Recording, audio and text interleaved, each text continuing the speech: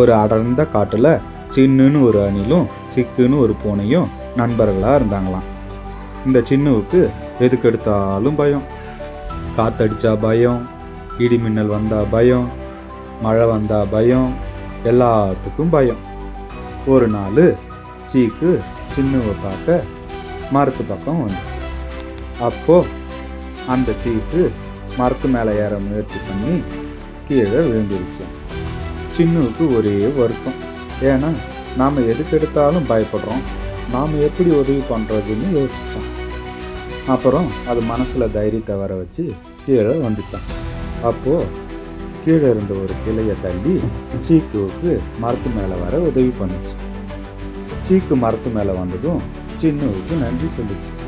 நீ ரொம்ப தைரியசாலின்னு ரொம்ப பாராட்டுச்சு. சின்னுவுக்கு ஒரே சந்தோஷம்.